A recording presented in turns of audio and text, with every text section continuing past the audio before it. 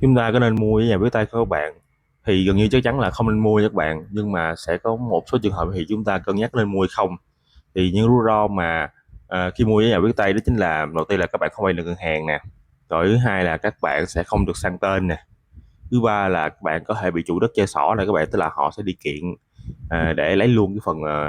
căn nhà của chúng ta luôn.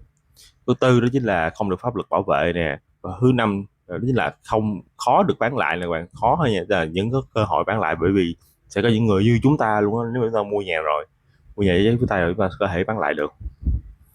Thì đó chính là những cái nguyên nhân mà chúng ta không nên mua, nhưng mà sẽ có một số trường hợp là chúng ta cân nhắc mua không, đó chính là cái căn nhà đó là nó có khả năng để lên được sổ trong tương lai các bạn, bởi vì về vấn đề tài chính nào đó thì chủ nhà không muốn làm lên sổ nhưng mà có khả năng lên, thì chúng ta cân nhắc là mua hay không, bởi vì cái giá đó khá là rẻ so với thị trường nha các bạn. Đó.